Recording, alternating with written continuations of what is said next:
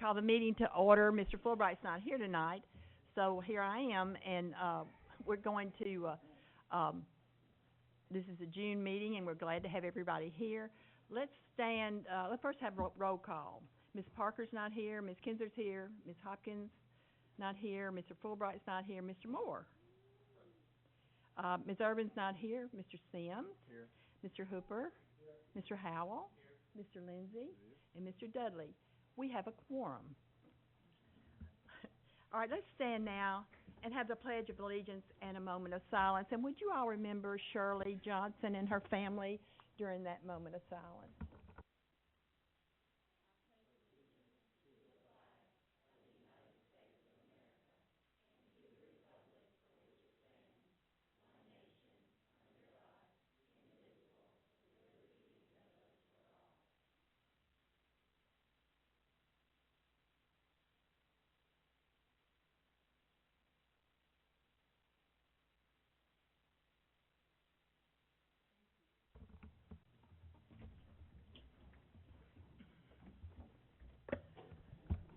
Now it's time to adopt the agenda, Mr. Moore. Yeah, Chair Kinzer, if I could ask that we, before we adopt this as part of that, move item 7.18 up to section 3 and vote on that separate outside of the consent items, please. Okay, any discussion? Is that a motion? All right, there's a second by Mr. Sims. Did you get that, Mr. Perryman? We're working. All right.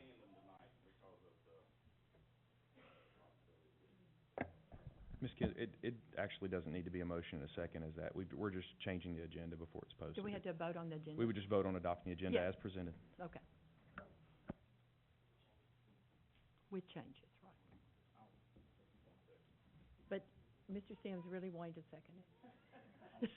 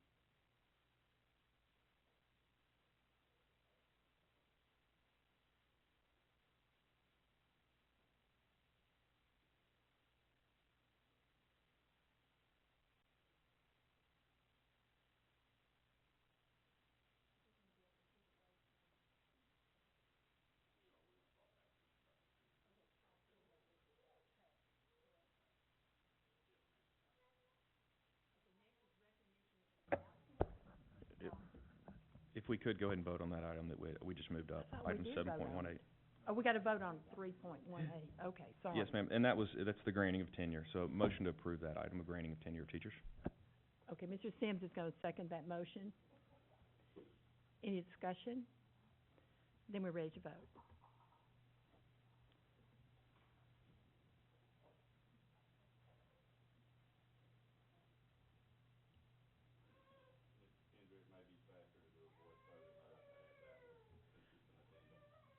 Okay, Mr. Lindsay? Mr. Sims, Mr. Moore, Mr. Howell, Mr. Hooper. Okay, that is unanimous. All right, so now we'll move to recognitions.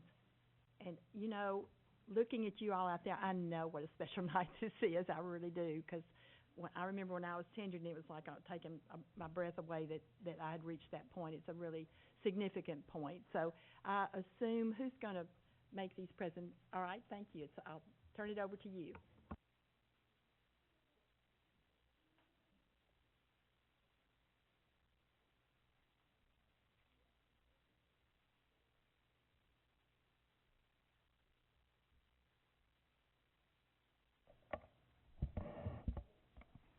Good evening. We have 51 total teachers who are receiving tenure this year, some who are present with us this evening. So I'm going to call them and the schools that they're at, and then they can come and receive their tenure recognition certificate. And Mr. Cobb will be taking a photo for you all. And then please stand over to the side and we'll get a group photo at the end. And I apologize, I did run through the names. If I mispronounce any names, I do understand how that happens. For first, we have Jill Butler from Baker. We have Danielle Sabrina from Battle Creek Elementary School.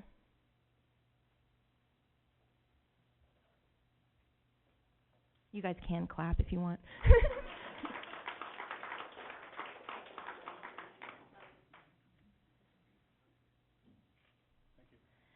Next, Lisa Slusher from Battle Creek Middle School.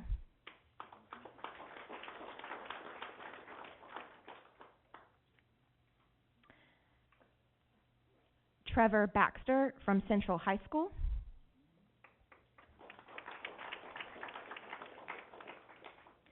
Brianna Humphrey from Central High School.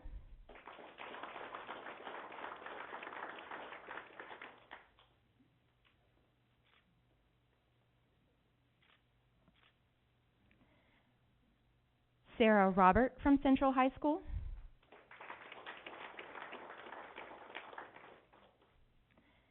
Kimberly Johnson, E.A. Cox Middle School.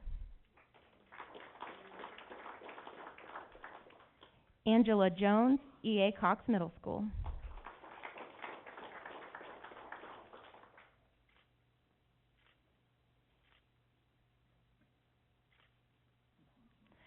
Stephanie Tennell, E.A. Cox Middle School.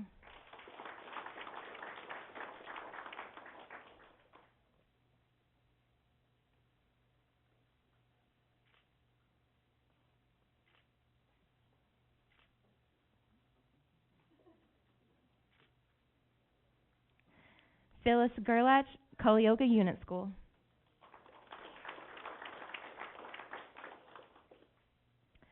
John Housup, Cullioca Unit School.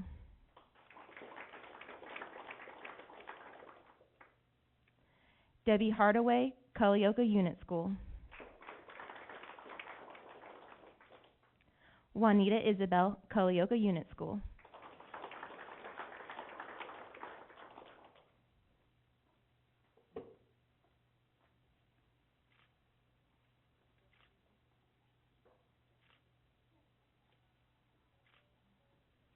Jennifer Phillips, Cullioca Unit School.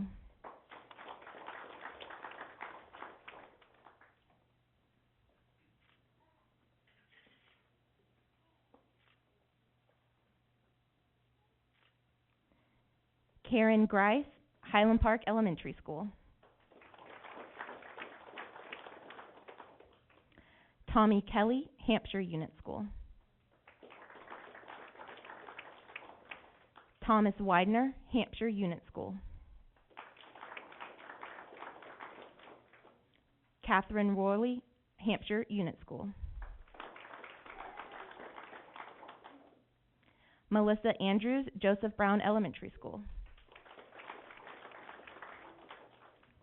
Bethany Brooks, Joseph Brown Elementary School.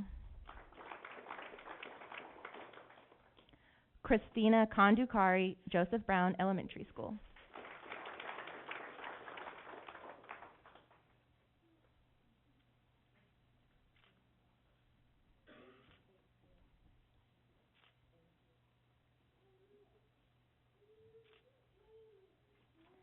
Kelly Bolton, McDowell Elementary School.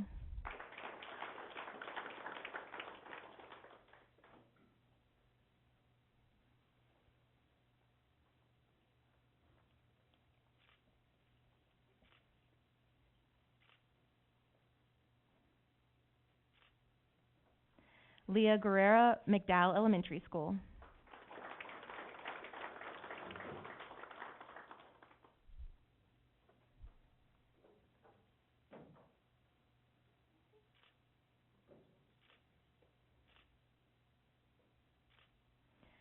Robert Applegate, Mount Pleasant Elementary School.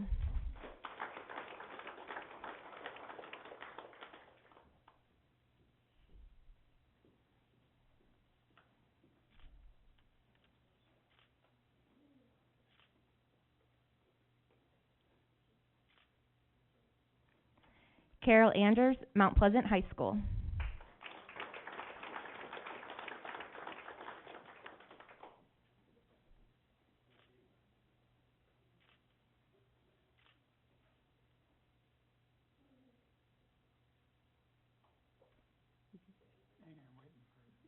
Oh, Tanika.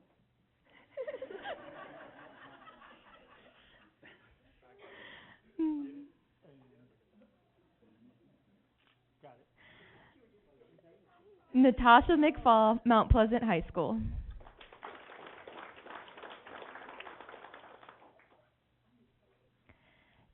Jacqueline Van Wormer, Mount Pleasant High School.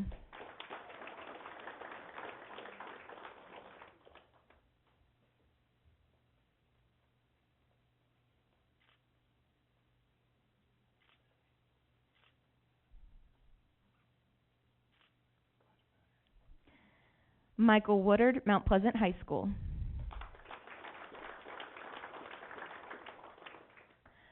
Margaret Dayton, Marvin Wright Elementary School. Jillian McCullum, Randolph Howell Elementary School.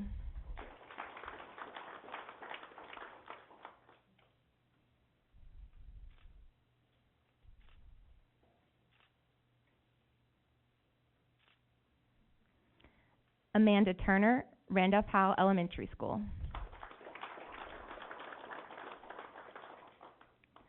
Joanne Lorch, Randolph Howell Elementary School.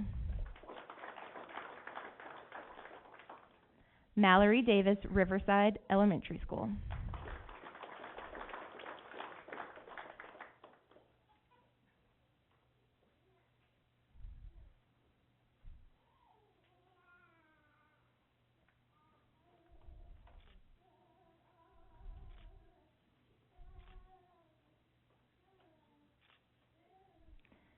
Sue Moody, Riverside Elementary School. Lynn Scott, Riverside Elementary School. Lauren Stiles, Riverside Elementary School. Jason Burkhalter, Santa Fe Unit School. Jessica Hill, Santa Fe Unit School.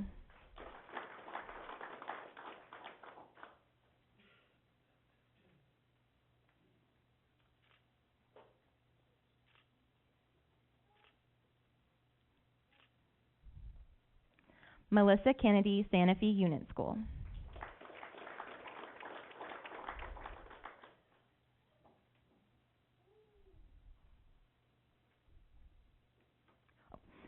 Amy Parks, Santa Fe Unit School.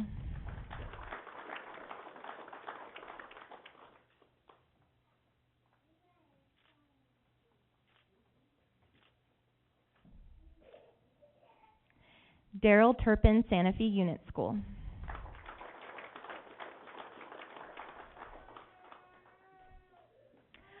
Connie Goodman, Spring Hill Elementary School.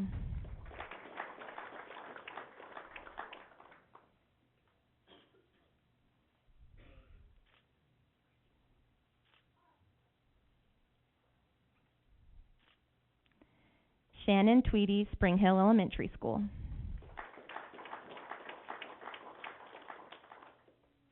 Michael Twigg, Spring Hill High School. Teresha Goodman, Spring Hill Middle School.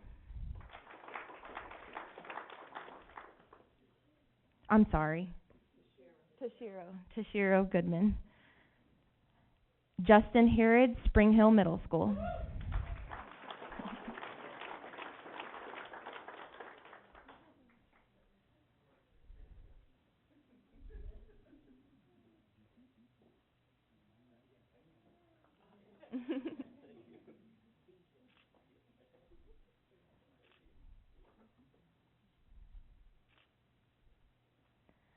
Lasagna Walker, Spring Hill Middle School.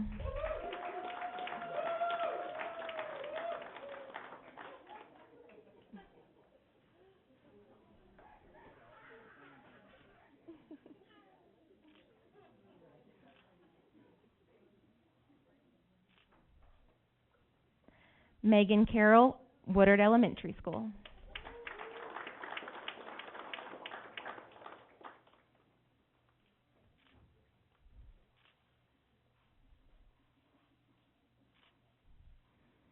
Avery O'Kane, Woodard Elementary School.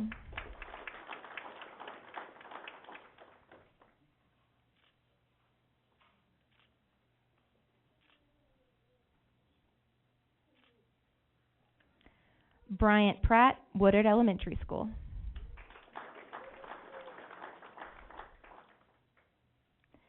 Jessica Rogers, Woodard Elementary School.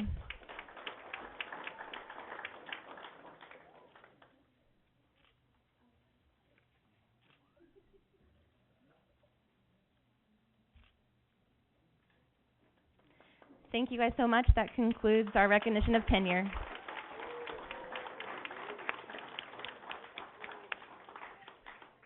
If you would all join Mr. Cobb over there to get a group picture.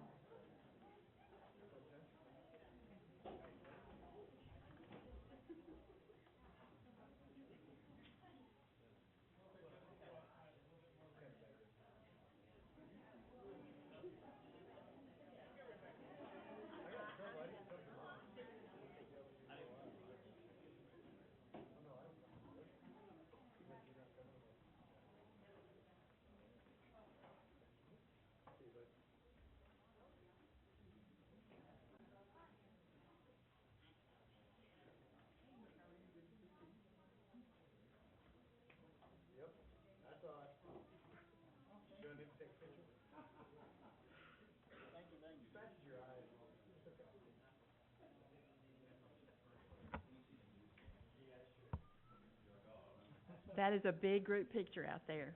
Really special. Thank you. Ms. Treatman said there's no one signed up as a public delegation.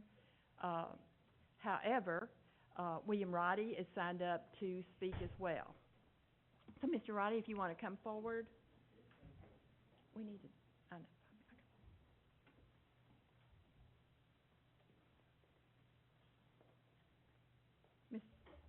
know. Mr. Roddy, we'll give you 5 minutes, so the floor is yours. Okay, thank you, ma'am.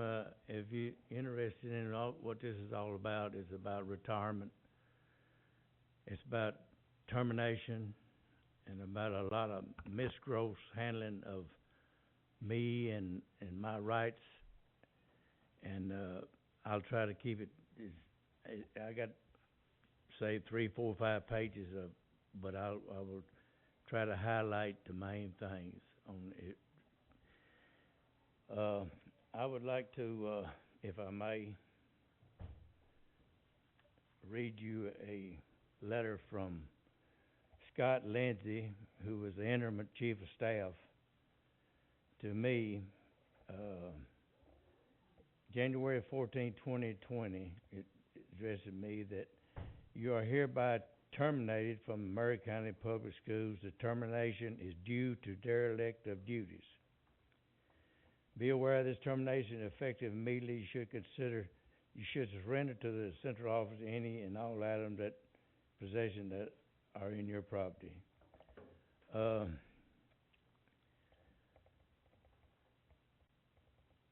problem that I have with this is firstly, I was coming to central office to retire. I was going to get my retirement. I'd drove a school bus for 21 years, and I decided about time for me to quit. So I went there and applied for my retirement, and it come back that I didn't have any retirement. It somehow or another didn't get put in the system. Well, I never had told anybody that I didn't want in the system. I told them that I did want in the system, and I didn't want any more than what out of my salary, what the county matched. And so I left with the thought that that was being handled, and apparently it wasn't. So the process got started where, as any of you would be normally, you would be upset that you thought you had some, after 21 years I had no retirement. And then after I told them, I said, look, I got to have some time off. I said, this is not true.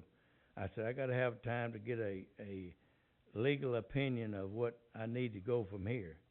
And so I did. And in the meantime, I received this letter from from Scott Lindsay that, he had terminated me for derelict of duty. Well, I'm telling you right now, I was not derelict of any duty. I did not, he never let me know what the dereliction of duty was. And, I pressed him for the issue, and he never come to terms to even tell me anything. So things kind of went sour after that, and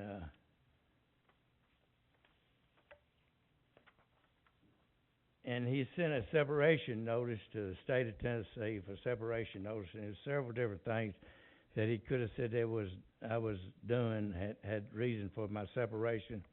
Was lack of work, permanent, temporary, recall date, and quit. And what he X'd in was discharge. Well,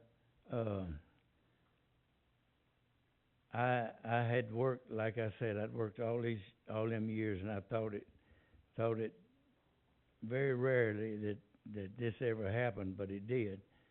So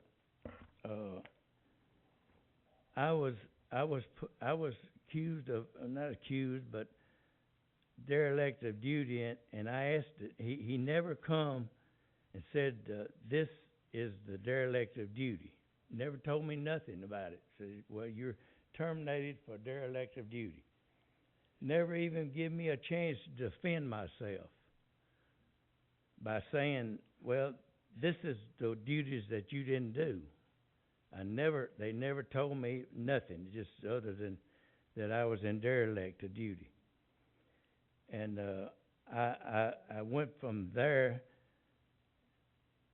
to checking in further and wanting to know what he was saying I was done. And I've never been told what derelict of duty was that I was doing. And that's to me that's been a troubling thing to me, and I wished he was here to where I could ask him where but I'm telling you because Mr. Roddy, I'm sorry, but your 5 minutes are up. It's just board policy that you applied for the 5 minutes, and unless other board members would like to give you more time, I don't know how to turn this off.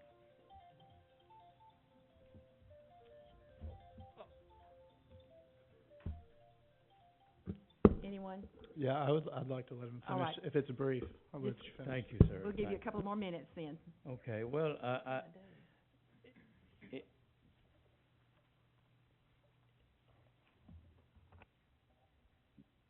the derelict of duty, I asked him, I asked any of them, anybody, when, where, and what did I do this? And nobody's never told me that I'd done anything. So, in essence,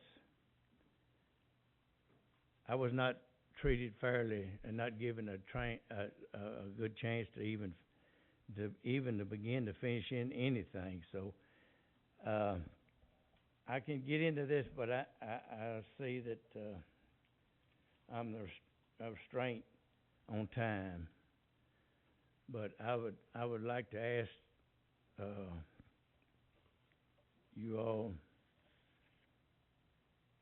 I would like to ask to be reinstated to my job, and any funds that I lost because of false termination be paid to me. I mean, I didn't do anything. All I wanted to do was my retirement, and it's a long, lengthy thing, and I don't understand why I would be treated like that after 21 years of service. I didn't do anything. I didn't do anything wrong other than I asked the question, and you all would ask the same question, why I had no retirement. I thought I had retirement. What happened is I didn't get put in the system. It wasn't my fault. It was their fault. And then it went from that to that. So I can supply you some more information. I don't want to get in where you got to give me more time than anybody else. But I would like to, have my name cleared up and this off my record, because I to this day, nobody's told me what I did wrong, and I don't believe I did anything wrong. I would done what any one of you done, and I did not deserve to be terminated and then ridiculed in front of the employees that I'd worked for 21 years. And any consideration you can give me, or any questions you may have, I'll answer any question you got, and I thank you for your time. Thank you, Mr. Roddy. Any questions? Thank you so much for coming. Okay, thank you. I'm gonna back up on the agenda a little bit. I know that MCEA was taken off the agenda, but we posted it. It was posted and it's on there, so I'm gonna give Ms. Inc. opportunity to speak.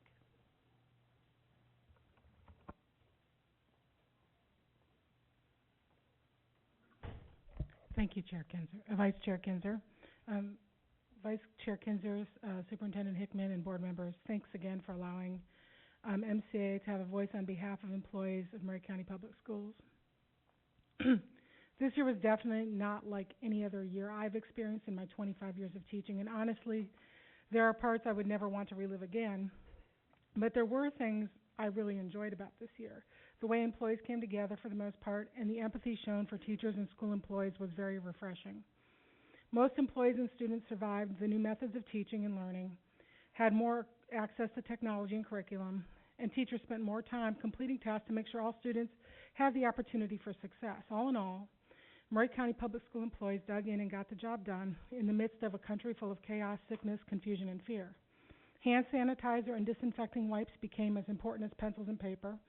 Employees were responsible for social distancing, making sure students were in the correct pods, completing temperature checks before school, sanitizing work areas, contact tracing, and gathering materials last minute as we shifted to remote. The entire language of education changed this year. In the midst of change, we finally saw nurses in every school, and we appreciate the board for providing those because, as we know, the basic education program only would fund 4 for our entire district. That alone was a welcome relief. We saw more technology in each building, allowing more grades to access online learning, which in turn created new learning opportunities for teachers and staff members as we created Google Classrooms, used online platforms, and taught both in-person and remote students at the same time. Was it ideal? Not all of it was. MC employees got it done, often shorthanded due to lack of subs and people being out for COVID. I would like to say thank you to each and every Murray County Public School employee for sticking through this year with as much grace and dignity as one could expect. I hope every board member, commissioner, elected official, parent, and community member, knows exactly how hard the employees of Murray County Public Schools worked this year. I've attended most of the board meetings, and as usual, there were some really great things that happened. A 2.12% raise is more than we've seen in a while. We still feel a little bit behind the 8 ball on that, but we're appreciative for that 2.12%. The board increased starting pay for beginning teachers. We had a bonus that was given, and the discussion of an additional bonus was had for the next year. These are all beginning steps and are a step in the right direction, and for that we are grateful. It is the hope that the board continues to come up with a solid, proactive plan to make Murray County competitive in recruiting and retaining high-quality employees. As we go into summer, it is my hope that we move forward to the next year, keeping the camaraderie of employees and the board, the drive to increase access to instructional materials and textbooks, move forward discussions of employee recruitment and compensation, and to continue to improve the relationship developed between MCA, the board, central office, and others who impact the quality of education in Murray County, because our future depends on it. This is my last board meeting as president of MCA, and it's a little bittersweet, but I appreciate you giving me the opportunity to speak. I worked really hard for 2 years to develop a good relationship, and I hope that we can continue to work in that direction. Thank you very much. Thank you, Jennifer. She has a tough job because everybody expects her to have all the information and to fix it right then, don't they? So I appreciate it, and I'm glad you had an opportunity to speak tonight. Chair Kinzer? Yes. If I could speak to that. Jennifer, I would just say thank you. I have appreciated what you've brought to this board in these meetings. over the last few years. I know, having been here a few years, I know there have been times when it's been contentious between the board and MCEA, but I think you have done an excellent job of speaking your mind and also being very relatable and easy to talk with and have some great dialogue. So I want to say I have appreciated that, and I hope that continue, that someone can model after how you've treated that, and I hope that does continue. Thank you. Thank you. Okay, moving on then, consent items. Do I hear a motion to approve, please? Mr. Lindsay has made the motion, Mr. Howell second the motion. Any discussion? Then we're ready to vote.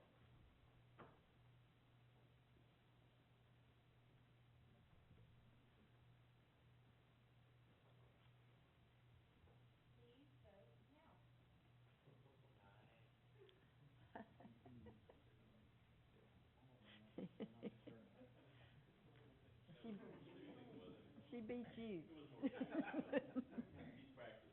Yeah.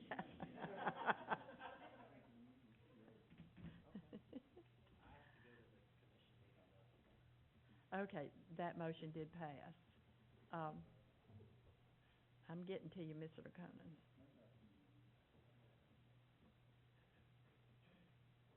Okay, next on the agenda, of course, is new business, the Murray County Public Schools budget. And so, Mr. Conan, we had some new information today, didn't we?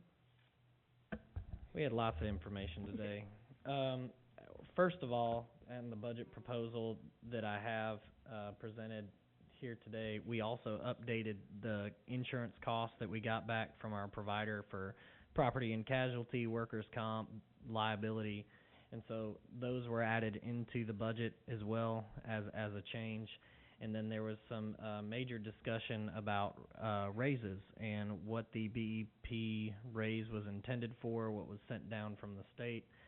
I think that Jennifer and I are in agreement that, you know, we have to do net of benefits due to what we read. Due to the recent, your most recent email, we have not had time to research that and find out if that is the route we should go. It does. I didn't get any guidance from the BEP estimate that was sent from Mary Ann Dursky on how those funds should be spent. It did say instructional salary component, and that limits it to the 843.8 positions, which means we have people that are classified that would fit in that area. It would basically make us have to choose which 843.8 people under there. So that's a tough thing to do, but I understand that we got to give it net of benefits, and I can make that happen today. I can calculate any raise y'all would want to give today and tell you if you got the money or not. That's what I'm ready to do. I don't want, even though we had this conversation by email all day trying to come up with, I don't know whether Jake has gotten involved in any of this and the wording and so forth, but I said there could be some discussion that all classified were essential to the educational process, but and bus drivers maybe are outside of that as well, but still they're employees, and I would never want them not to have a raise. And if we're talking about only giving 800 and something a raise, I can't be for that. But I do want us not to lose our BEP funding, so I don't really know the best way to go. I think that you said that the funds are there for we could give across the board raise of about 2.5 or 2.45. You round things off, I can too. And then would you share with the board, I think you all have seen the emails, how much that would cost from fund balance for the benefits? Yeah, that was just over $244,000, and that is just the Social Security, Medicare, and matching retirement for the employees. Okay, and just so Jennifer, your last to understand where we're coming from, when the legislature came through, if you were under the weighted state minimum, then you had to use all of that for salaries and not benefits. So knowing that, then, you know, we're just trying to see how we can do it correctly. and still take care of everybody as well and meet this, and obviously, it'll be a little more money for everybody, which I'm for, only, it's not that big a hit on fund balance. But one of the things that really concerns me, board members, down the road, and I think we need to look at it at some point, is we need to get above the weighted state minimum so that we don't have to do this every year. And I don't know what that would take to do it. We can't do it tonight, but. Okay, tell me. Well, then we need a plan of how to get there. That's what I mean. And we talked about having a plan that we'll talk about at the retreat on how to get our salaries where they need to be. Plan is to have more money so that we can, you know what I mean. I mean, our average is right in the mid 49s for just licensed teachers. So now this includes the entire BEP instructional component. So with some of those numbers factored in, that average could change. But if you just go off of teachers, you're looking at almost like 7,000 per employee.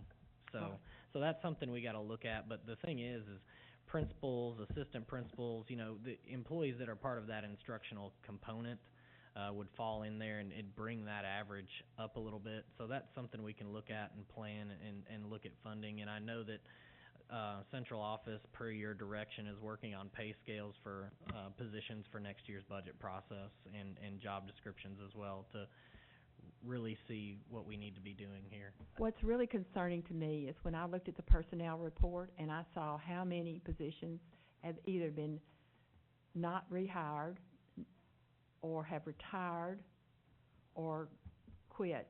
I just lost count looking at it, and that's really concerning because where are these people going to come from if we can't compete with our surrounding counties?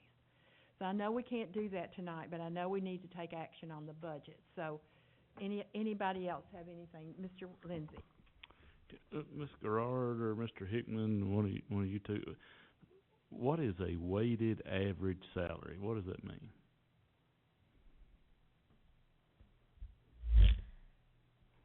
Good question. I've learned a lot about this in the last few days. But according to, when I'm reading the law and reading the BEP FYI guidebook that they give, they take, it's really lengthy in the TCA as they get to each single part of what they get. And then they come out with the BEP. They give you what the Tennessee average salary is. So what is the actual weighted salary? I can send you the TCA code, and you can read very lengthy on that. Well, I'm not trying to be rude, but it is very long and more complicated my than I can question explain is, right now. if we, I don't know what the weighted average salary is. I don't know what that number is. I don't know how it's computed. So, in return, I don't know what Murray County's weighted average salary is. So, we saw an email that was generated at TA that said we were below that. But how far are we below that? And would 2.12% get us above that, or would 2.45% get us above that? There's just a lot of questions that seem unanswered to me, and I'm a guy. I got to know how we get from A to B, not just wake up and be there. So I'm just trying to figure out where we are and what that means. What is a weighted average salary? I can understand averages, but what does weighted average mean? And how do we? I know that it seems like you guys might have ran across a number for what the statewide weighted average salary is, but if we don't know how they compute that number, then how do we know how to compute our weighted average salary? And I'm really not trying to be difficult. I am sometimes, but not this time. Just one quick thing here is that what we're talking about in just the 2 point, whatever we decide to do, is just to make sure we get the BEP money. It's not going to help us on our weighted. You say it takes 7,000, right?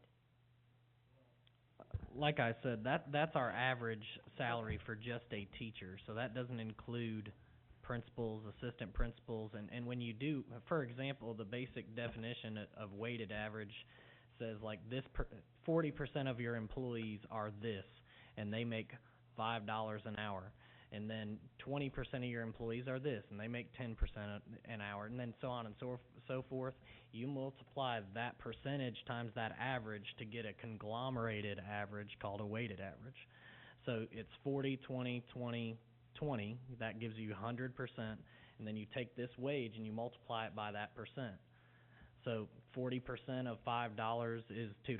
So you put $2 there, and that add up and create one wage, and that would be your weighted average wage. Now, how this calculates is based off of, and I'm trying because I just heard about this like yesterday.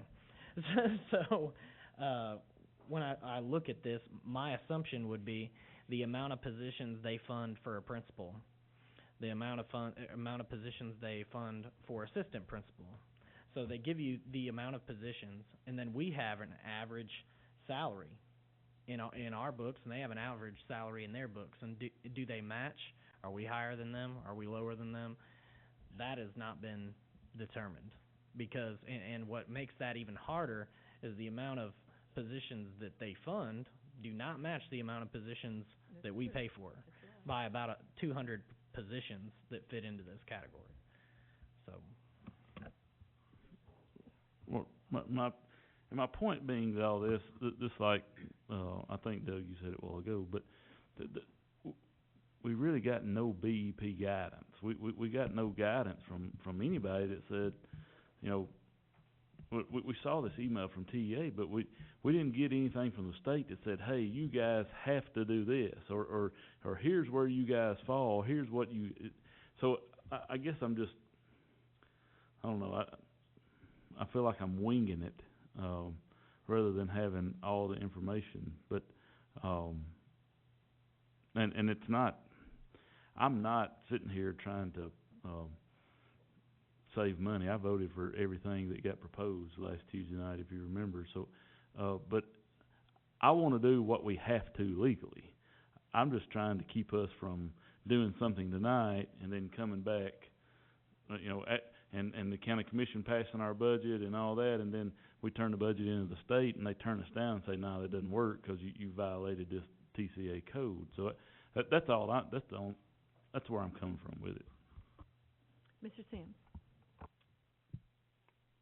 So Doug, if we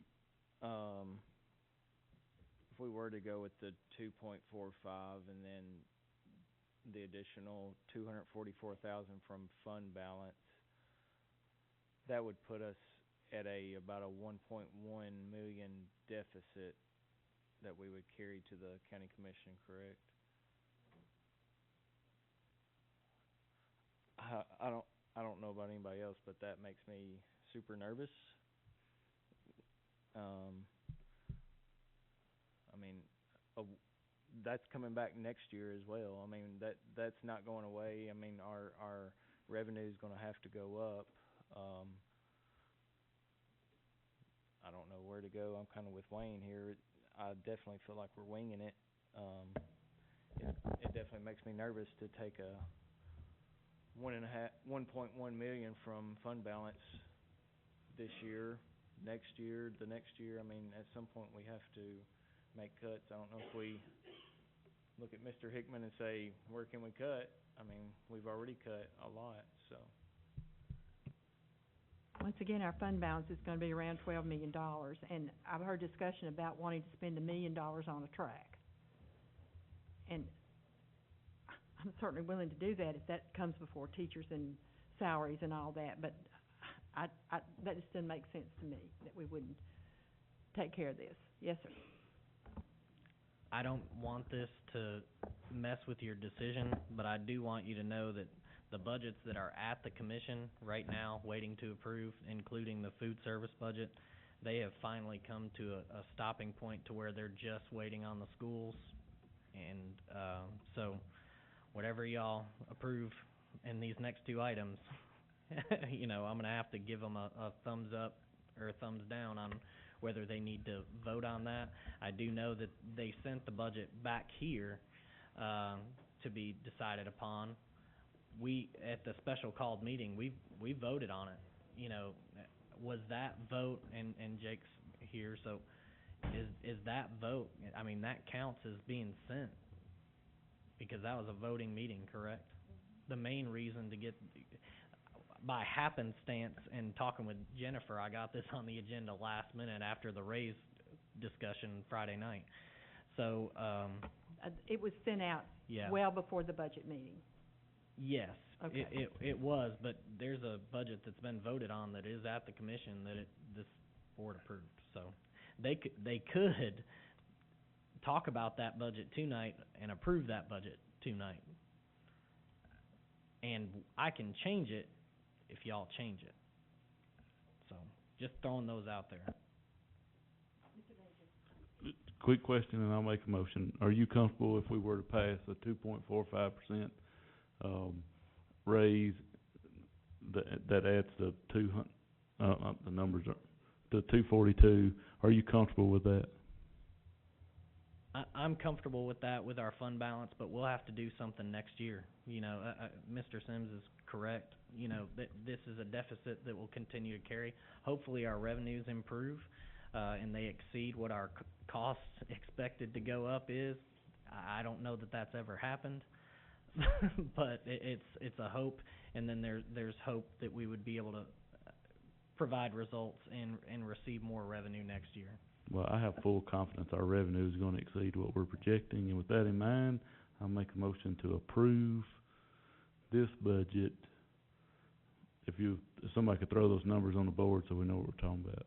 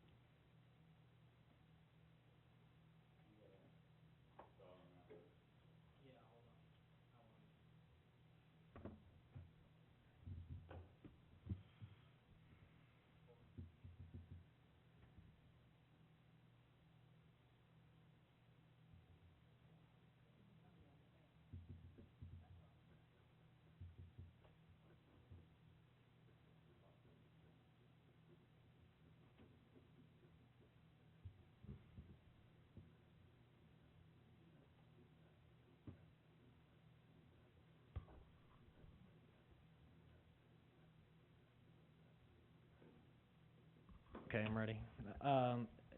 The total expenditure budget would be equals this plus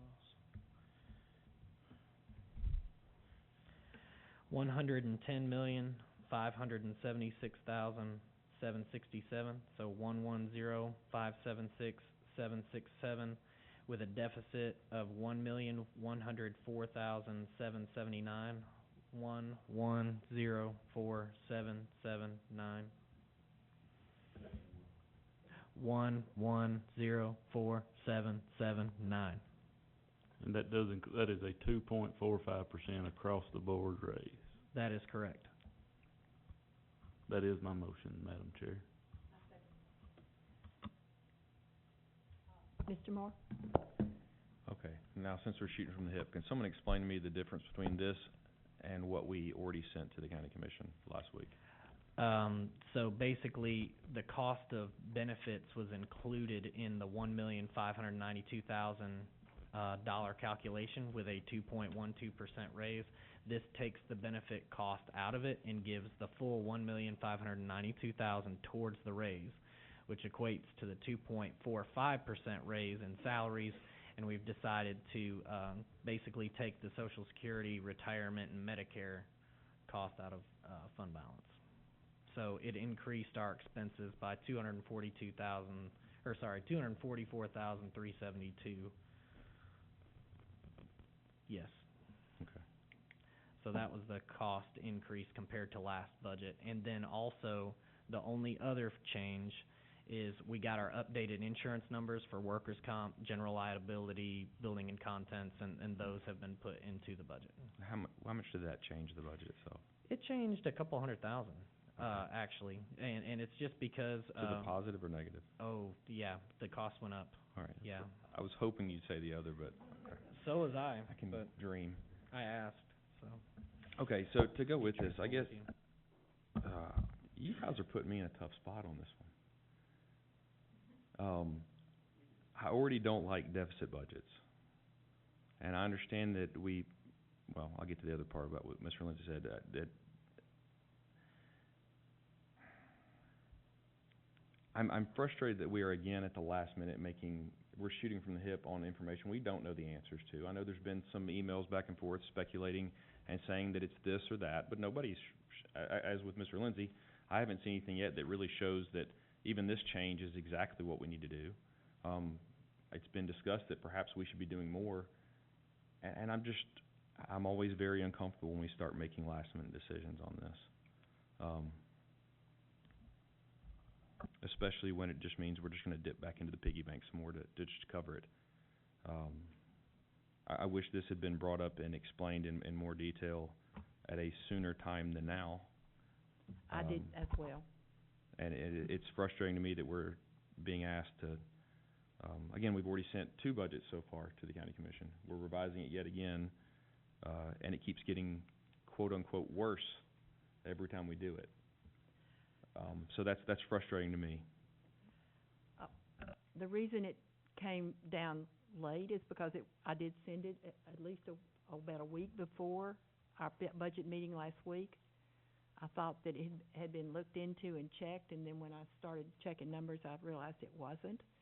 It didn't seem worth it to me. $244,000 is worth it to me to guarantee that those BEP funds will come, and there won't be any issues with it. And maybe there will. I don't know. I can't guarantee that, but I think it's better to be safe than sorry. The deficit, the $244,000 is it's a smaller portion than the deficit that existed, and yet we're not willing to give that small percentage. You know, it's going to help our employees in the long run. That's the bottom line. Anyone else? And I'm kind of bothered that there's only 6 people here. That bothers me a lot. Okay, Mr. Sims.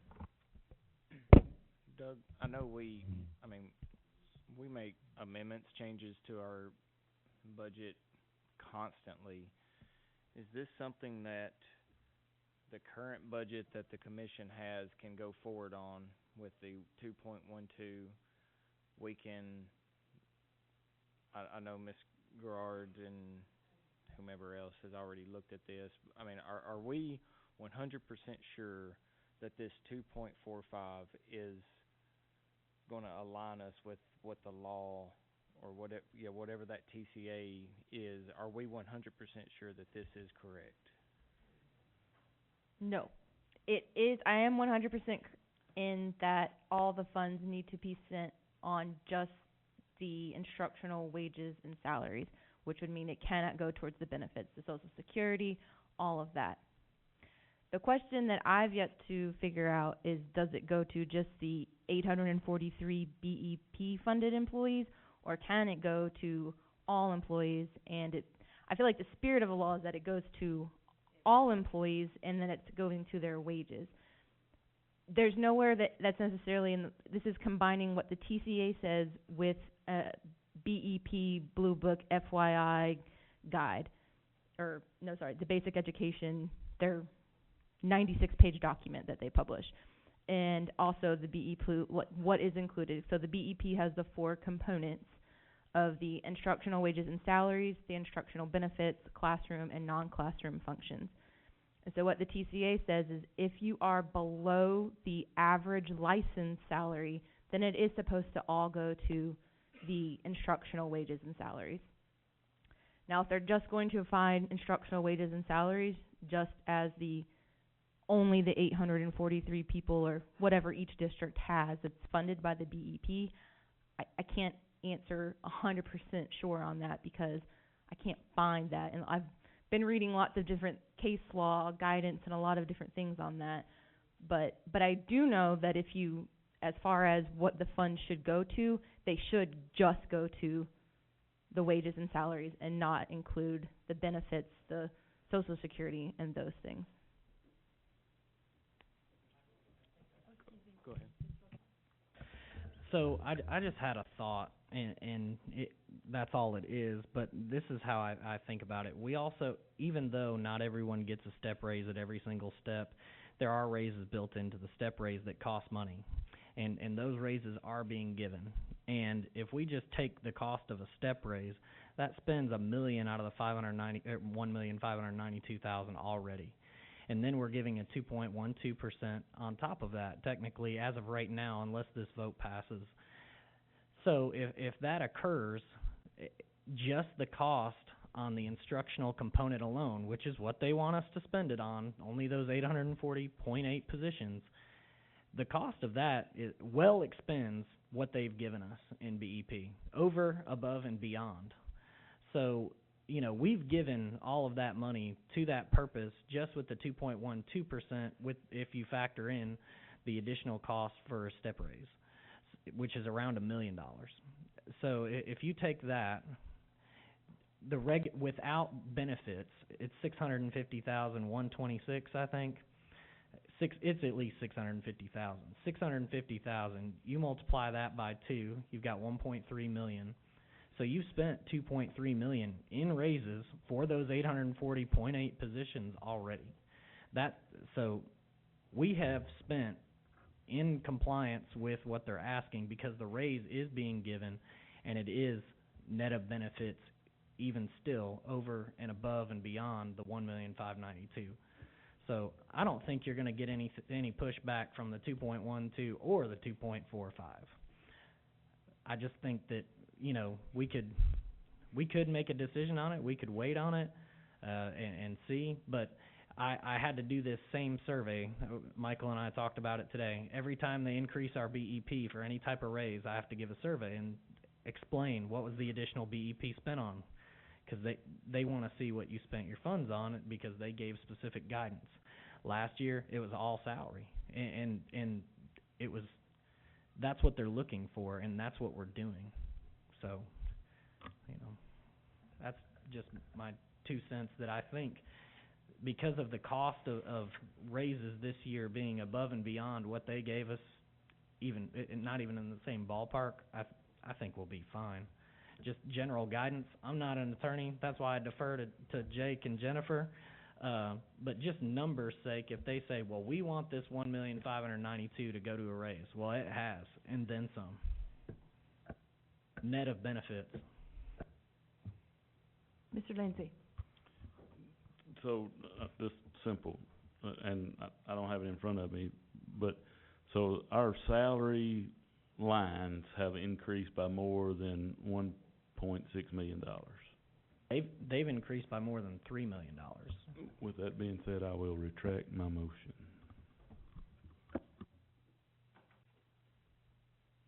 Which means I have to retract my second?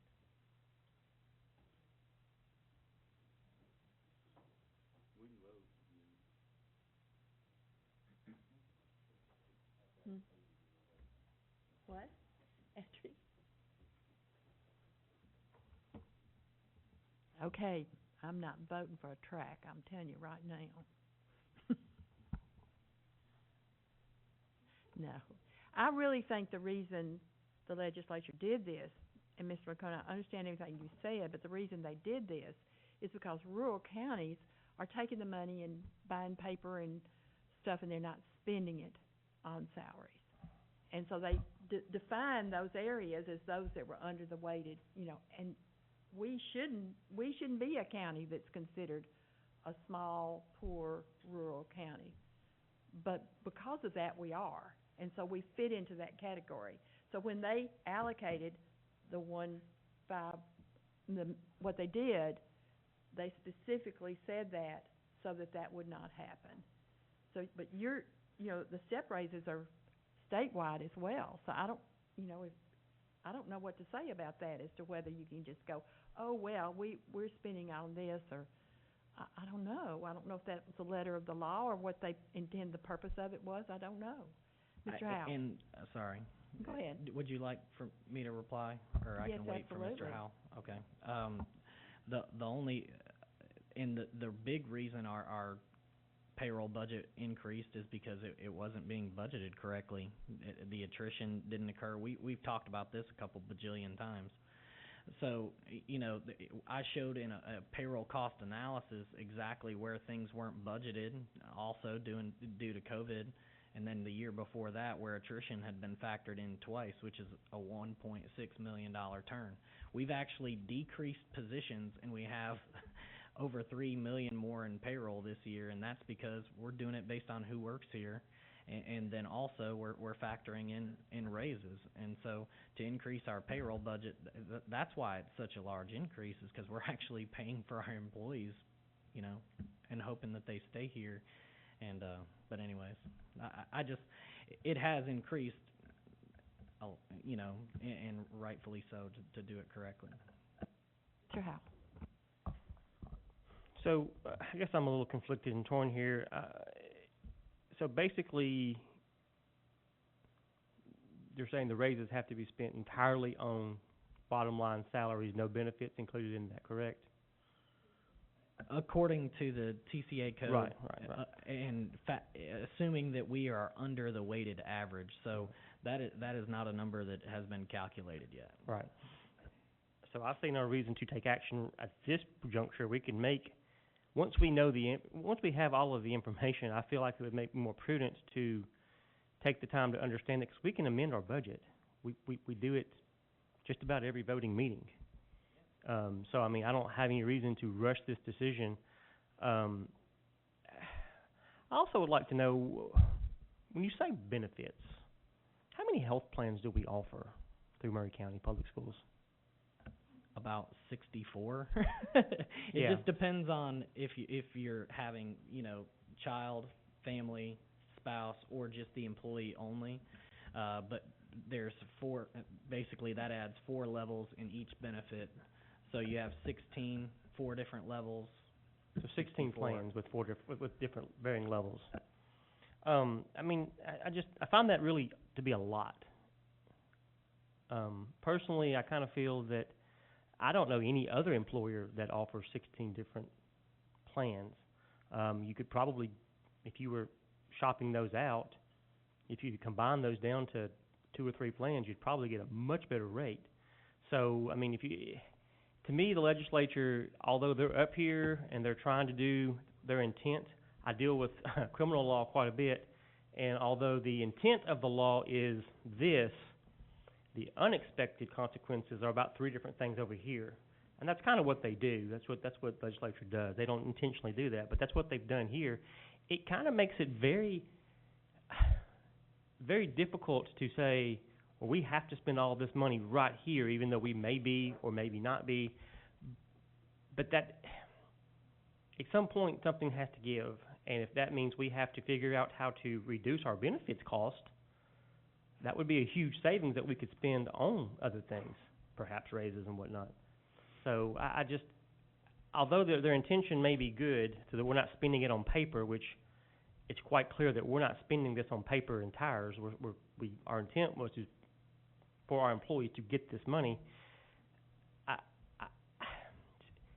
don't quite understand if we're paying a decent wage, which I feel like we are, and then we have a lot of benefits, which we seem to have. You can't. Evidently, the legislature says you can't have both. We can have one or the other, and I mean, that may be where we're at. Just to clarify, we're only talking about Social Security, retirement, and Medicare. So dental, health insurance, the disability that's employer provided, those specific benefits, those are at a set cost, and you probably already knew that. That's a set cost. However, yeah. That's a set cost at 16 different plans dealing with 16 different companies divided over 1,800 employees. So there's probably a huge area of savings that we've not even delved into. And to correct myself, we have Blue Cross and we have Cigna, and then there are 4 levels of those. So we really have 8, but then you have different variations. the most enrollment is in the Premier PPO plan and the Standard PPO plan. If we look at across the board in our employees, I brought so yes, health insurance actually increased 2.5% this year. So we had to factor 1.25% for half of our budget. It was an increase of like $170,000. But last year, I did present a plan when we were looking at deep cuts of, if you allowed only a certain level of plan to be 100% free, so on and so forth. And that is something that, HR and my office can research if you guys want to go down that road. Thank you. If there's no action on that, can we move on to the next item? Oh, okay. On the item 8.1.2 on the food services budget, does the documents in there reflect what we had already sent to the county commission, same raise? 2.12. Motion to approve that, please.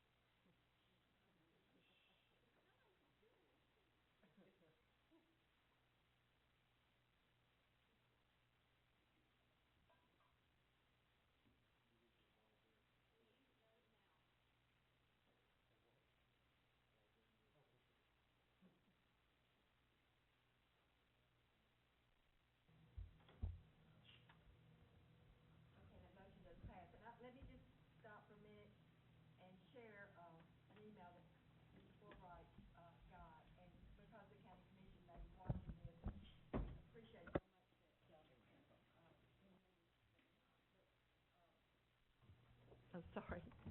This came to Chair Fulbright from Don Mara, and he wanted me to share it with you, so this would be a really appropriate time, I think. And Don said I would like to take this opportunity to say that I appreciate the courtesy you showed me by allowing me to address the board. However, I feel at this time that my efforts were in vain, and it appears that the commission is just not interested in addressing the land issue at McDowell. As I explained, and I came to speak at the District 1 Commissioner, I was hopeful that it might get some interest in the property. I'm hopeful that the city will continue to look at the property. I feel it would be a good site for a park, or even better, a civic or convention center. This will bring revenues, including sales tax, to our area. I'm hopeful that as we grow in numbers, that we can all work in tandem to address the needs of our schools and other departments. I appreciate your service, and thank you, Mr. Morrow. Okay, moving on then. Excuse me. Can I make a comment? Yes, please. At this time, myself, Doug, and Eric, we're going to go on over to the commission meeting. So Scott Gaines will be representing. All right, thank you. Chair Kinzer? Yes. Can I make a motion to approve the policy items 8.4 and everything under that? Okay, there's a motion to approve. Or do we even have to? Policy 8. Is they just posted? Are they just to be posted? I mean, they need to be, they were brought, this is the second reading of these so. policies, so they do need to be. Okay. All right. Who seconded? Mr. Howell? Any discussion? And then we're ready to vote.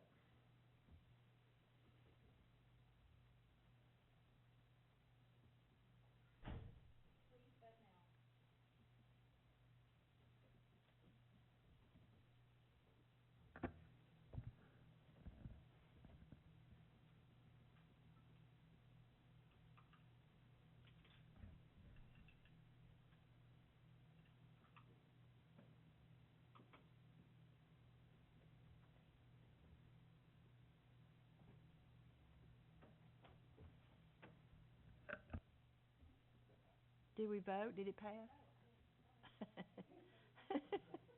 I'm sorry, I went back up there, I thought, did I vote? Okay, then we're ready to vote.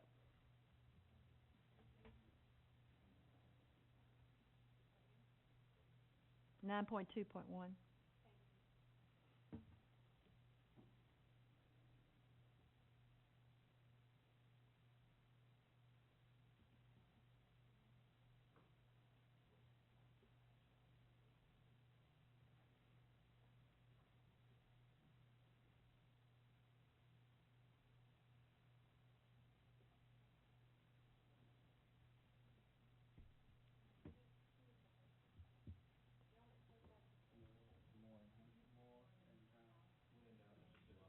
Yeah, no.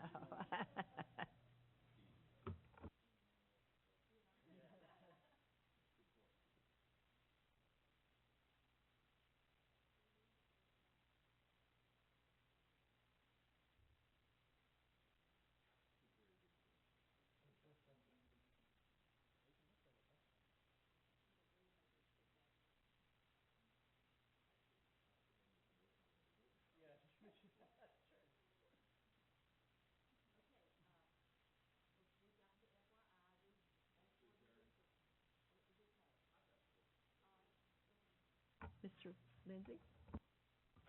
A question on the return to school status. Where's Mr. Gaines?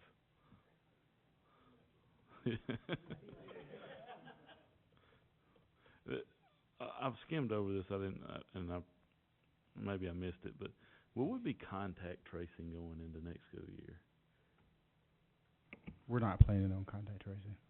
Thank you.